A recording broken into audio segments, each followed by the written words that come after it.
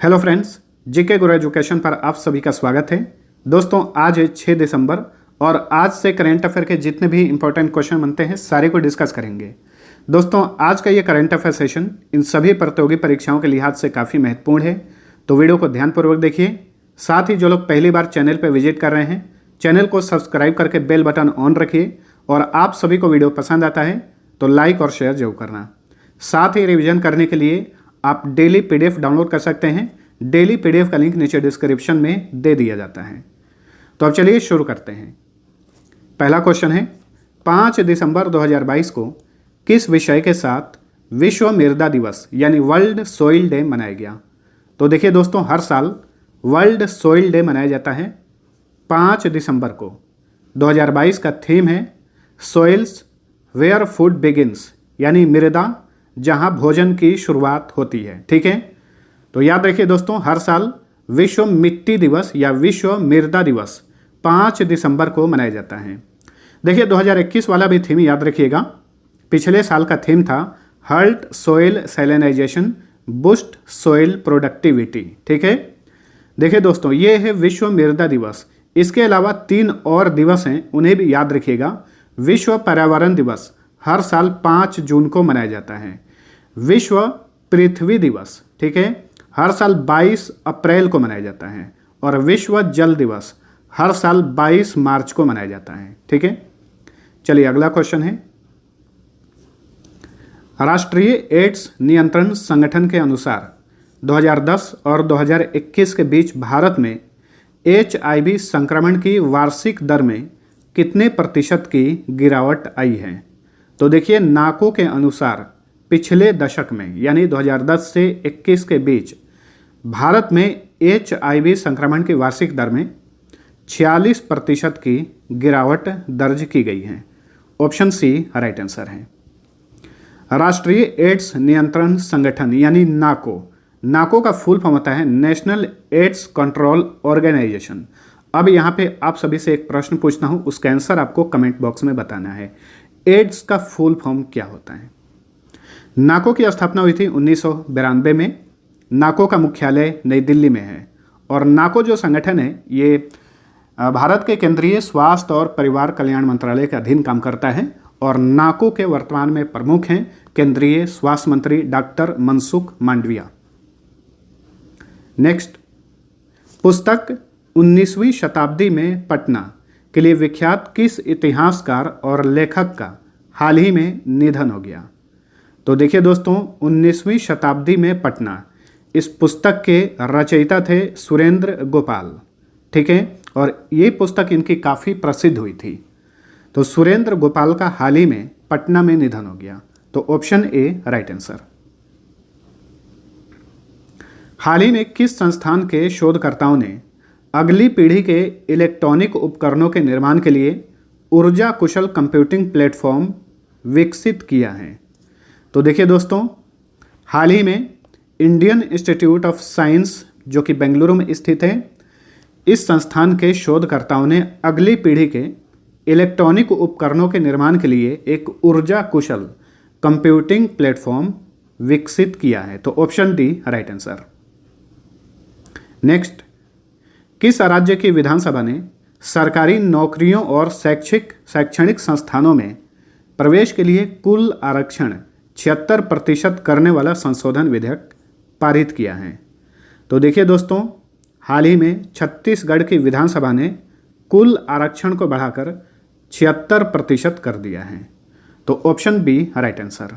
ठीक है, इसमें SC यानी अनुसूचित जाति के लिए 13% आरक्षण है, अनुसूचित जनजाति के लिए 32% का आरक्षण है, OBC यानी पिछड़ा वर्ग के लिए आरक्षण है 27%, वहीं EWS इकोनॉमिक वीकर सेक्शन के लिए आरक्षण है 4%। ठीक है, तो देखिए, हाल ही में छत्तीसगढ़ विधानसभा ने कुल आरक्षण को बढ़ाकर 76% 76% करने वाला एक विधेयक संशोधन विधेयक पारित किया है। छत्तीसगढ़ की कैपिटल है रायपुर, मुख्यमंत्री हैं भूपेश बघेल और राज्यपाल हैं अनुसुईया उइके। हाल ही में किस उच्च न्यायालय ने मंदिरों के अंदर मोबाइल फ़ोन के उपयोग पर प्रतिबंध लगा दिया है?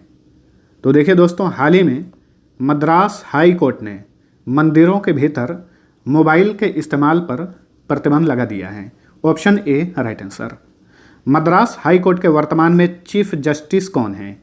टी राजा हैं, टी राजा जो कि एक्टिंग चीफ जस्टिस हैं। पटना हाई कोर्ट के वर्तमान में मुख्य न्यायाधीश हैं संजय करोल। दिल्ली हाई कोर्ट के वर्तमान में मुख्य न्यायाधीश हैं सतीश चंद्र शर्मा।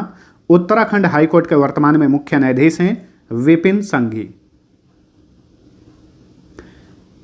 अंतर्राष्ट्रीय नागर विमानन संगठन की वैश्विक विमानन सुरक्षा रैंकिंग 2022 में भारत किस स्थान पर है? तो देखिए दोस्तों, हाल ही में अंतर्राष्ट्रीय नागर विमानन संगठन ने 2022 का वैश्विक विमानन सुरक्षा रैंकिंग जारी की है। इस रैंकिंग में भारत 48वें स्थान पर है। Option B right answer. अंतर्राष्ट्रीय नागर विमानन संगठन की बात करें यानी ICAO, तो ICAO का इंग्लिश में फुल फॉर्म होता है इंटरनेशनल सिविल एविएशन ऑर्गेनाइजेशन। इसकी स्थापना हुई थी 4 अप्रैल 1947 को। मुख्यालय कनाडा के मॉन्ट्रियल में है। वर्तमान में इस संगठन के सेक्रेटरी जनरल हैं यानी प्रमुख हैं जुआन कार्लोस सालाजार गोमेज। चलिए अगला क्वेश्चन, वैश्विक विमानन सुरक्षा रैंकिंग 2022 में कौन शीर्ष पर है? तो देखिए भारत 48वें स्थान पर है। अब ये क्वेश्चन पूछ रहा है कि इस रैंकिंग में कौन पहले स्थान पर है। इसमें पहले स्थान पे है Singapore, option A right answer. दूसरे स्थान पे है UAE और तीसरे स्थान पे है दक्षिण कोरिया। तो टॉप 3 याद रखिए। सिंगापुर की राजधानी है सिंगापुर सिटी। देखिए दोस्तों, भारत जितना भी FDI प्राप्त करता है जितना भी देशों से, उसमें सबसे अधिक FDI प्राप्त करता है सिंगापुर से, याद रखिएगा। FDI का फुल फॉर्म होता है फॉरेन डायरेक्ट इन्वेस्टमेंट, विदेशी प्रत्यक्ष निवेश। सिंगापुर के राष्ट्रपति हैं हलीमा याकूब। प्रधानमंत्री हैं ली सिएन लुंग। यहाँ की करेंसी है सिंगापुरी डॉलर। किस भारतीय बैंक ने लंदन में भारत खंड के लिए bankers bank of the year पुरस्कार 2022 जीता है? तो देखिए दोस्तों, हाल ही में लंदन में एक भारतीय बैंक को भारतीय खंड के लिए bankers bank of the year पुरस्कार दिया गया है। ये बैंक है Canara bank. Option B right answer. Canara bank की स्थापना हुई थी 1 जुलाई 1906 को। मुख्यालय बेंगलुरु में है। वर्तमान में कैनरा बैंक के कार्यकारी चेयरमैन हैं विजय श्रीरंगम। कैनरा बैंक के प्रबंध निदेशक और मुख्य कार्यकारी अधिकारी हैं लिंगम वेंकटा प्रभाकर। और कैनरा बैंक का टैगलाइन है टुगेदर वी कैन। 5 दिसंबर 2022 को किस विषय के साथ दुनिया भर में अंतर्राष्ट्रीय स्वयंसेवक दिवस यानी इंटरनेशनल वॉलंटियर डे मनाया गया? तो देखिए दोस्तों, हर साल इंटरनेशनल वॉलंटियर डे मनाया जाता है 5 दिसंबर को। और 2022 का विषय है सॉलिडरिटी थ्रू वॉलंटियरिंग। हिंदी में क्या बोलेंगे? स्वेच्छा से एकजुटता। ये 2022 का विषय है अंतर्राष्ट्रीय स्वयंसेवक दिवस का। पिछले साल इस दिवस का थीम था volunteer now for our common future. तो इसे भी याद रखिए, ठीक है दोस्तों। तो देखिए, हर साल 5 दिसंबर को 2 दिवस मनाया जाता है, एक अंतर्राष्ट्रीय स्वयंसेवक दिवस और एक विश्व मृदा दिवस। चलिए अगला क्वेश्चन, किस भारतीय फिल्म डायरेक्टर ने 2 दिसंबर 2022 को न्यूयॉर्क फिल्म क्रिटिक्स सर्कल में सर्वश्रेष्ठ निर्देशक यानी बेस्ट डायरेक्टर का पुरस्कार जीता? तो देखिए, ये हैं SS राजामौली। हाल ही में इन्हें अमेरिका के न्यूयॉर्क में न्यूयॉर्क फिल्म क्रिटिक्स सर्कल में बेस्ट डायरेक्टर का पुरस्कार दिया गया। किस फिल्म के लिए? RRR फिल्म के लिए। अमेरिका में भारत के राजदूत तरनजीत सिंह संधू ने हाल ही में किस कंपनी के CEO को पद्म भूषण पुरस्कार से सम्मानित किया? तो देखिए, पद्म भूषण पुरस्कार जो है ये भारत का तीसरा सर्वोच्च नागरिक पुरस्कार है। भारत का सर्वोच्च नागरिक पुरस्कार है भारत रत्न, दूसरा सर्वोच्च नागरिक पुरस्कार है पद्म विभूषण, तीसरा पद्म भूषण और चौथा है पद्मश्री। तो देखिए, हाल ही में अमेरिका में भारत के राजदूत हैं तरनजीत सिंह संधू। उन्होंने गूगल के सीईओ सुंदर पिचाई को पद्म भूषण पुरस्कार से सम्मानित किया है? Option A right answer. वैसे आमतौर पे जो नागरिक पुरस्कार होता है वो भारत के राष्ट्रपति के हाथों प्रदान किया जाता है, लेकिन अमेरिका में सुंदर पिचाई को अमेरिका में भारतीय राजदूत तरनजीत सिंह संधू ने उन्हें ये पुरस्कार प्रदान किया। तो ध्यान रखिएगा, गूगल के वर्तमान में सीईओ कौन है? सुंदर पिचाई हैं। गूगल की पेरेंट कंपनी है अल्फ़ाबेट, उसके भी सीईओ हैं सुंदर पिचाई। IBM जो कि अमेरिकन कंपनी है, इंटरनेशनल बिजनेस मशीन, वर्तमान में इसके भी सीईओ एक भारतवंशी हैं, अरविंद कृष्णा। माइक्रोसॉफ्ट के चेयरमैन और सीईओ हैं सत्या नडेला। देखिए, गूगल की बात करें तो गूगल की स्थापना हुई थी 4 सितंबर 1998 को। लैरी पेज और सर्गे ब्रिन इसके संस्थापक हैं। गूगल का मुख्यालय कैलिफोर्निया में है और गूगल और इसकी पेरेंट कंपनी अल्फ़ाबेट के सीईओ हैं सुंदर पिचाई। नेक्स्ट, भारत की अध्यक्षता में पहली G20 शेरपा बैठक किस शहर में आयोजित की जा रही है? तो देखिए, 1 दिसंबर 2022 से भारत G20 का अध्यक्ष बन गया है 1 साल के लिए। भारत अध्यक्ष बना रहेगा 30 नवंबर 2022 तक। इसके बीच में जितना भी G20 का बैठक आयोजित किया जाएगा, भारत की अध्यक्षता में भारत में आयोजित किया जाएगा, याद रखिएगा, ठीक है। तो देखिए, हाल ही में भारत की अध्यक्षता में पहली G20 शेरपा बैठक आयोजित की जा रही है राजस्थान के उदयपुर में। Option D right answer. और इसकी अध्यक्षता कर रहे हैं अमिताभ कांत। अमिताभ कांत जो कि नीति आयोग के पूर्व सीईओ हैं और भारत G20 का अध्यक्ष बना है, तो G20 में ये भारत के दूत हैं, ठीक है। इन्हीं की अध्यक्षता में उदयपुर में G20 शेरपा बैठक आयोजित किया जा रहा है। उदयपुर को झीलों का शहर कहा जाता है, ठीक है। G20 20 देशों का संगठन है। इसका गठन कब हुआ था? 26 सितंबर 1999 को। हाई राइज सोसाइटी और बिल्डिंग्स के लिए उत्तर प्रदेश की पहली स्ट्रक्चरल ऑडिट पॉलिसी कहाँ पर लागू हुई है? तो देखिए दोस्तों, उत्तर प्रदेश की पहली स्ट्रक्चरल ऑडिट पॉलिसी लागू हुई है नोएडा में।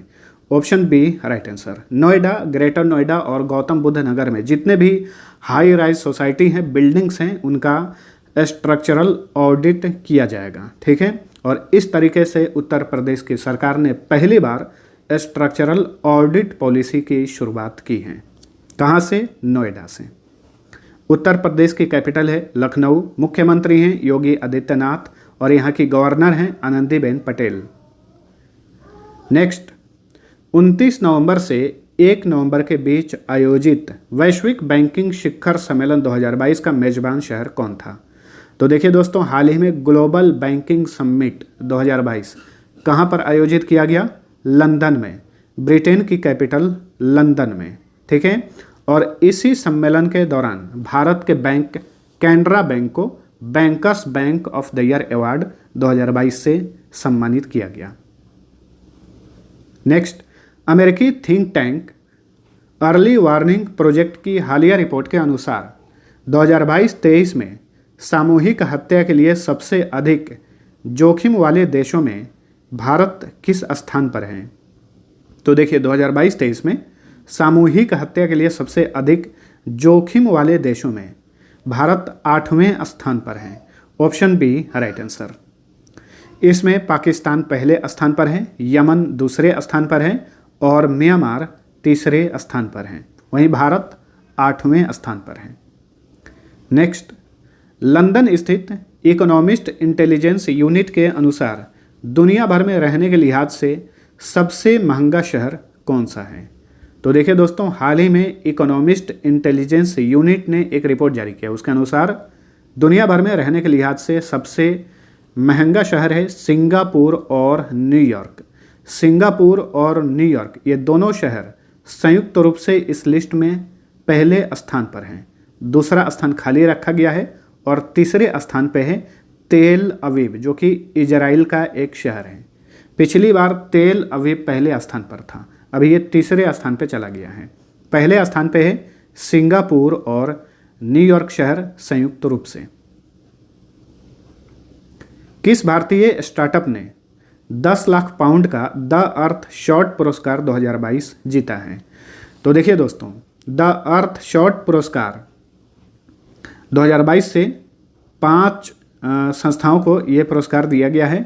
इसमें से एक भारतीय स्टार्टअप भी है, ये है खेती। Option C right answer. खेती जो स्टार्टअप है ये भारत में छोटे किसानों के लिए लागत कम करने और उपज बढ़ाने के लिए काम करती है। हाल ही में खेती स्टार्टअप को द अर्थ शॉर्ट पुरस्कार 2022 से सम्मानित किया गया है और इस पुरस्कार के तहत 10 लाख पाउंड की इनामी राशि दी जाती है। हाल ही में लॉन्च पुस्तक brave hearts of India vignettes from Indian history के लेखक कौन हैं? तो देखिए, ब्रेव हार्ट्स ऑफ इंडिया ये पुस्तक हाल ही में लॉन्च हुई है। इसके लेखक हैं Vikram Sampat. Option C right answer. Bharat के पूर्व स्वतंत्रता सेनानियों पर आधारित ये पुस्तक है ब्रेव हार्ट्स ऑफ इंडिया, ठीक है। इसके लेखक हैं विक्रम संपत और इस पुस्तक को प्रकाशित किया है पेंगुइन इंडिया ने। भारत की प्रमुख स्मार्ट वॉच ब्रांड नॉइज के ब्रांड एम्बेसडर कौन बने हैं? तो देखिए दोस्तों, नॉइज के ब्रांड एम्बेसडर बने हैं cricketer Virat Kohli. Option A right answer. तो दोस्तों, ये था हमारा आज का करेंट अफेयर। वीडियो पसंद आया है तो लाइक और शेयर जरूर करना। अब चलिए मिलते हैं अगले वीडियो में, तब तक के लिए टेक केयर।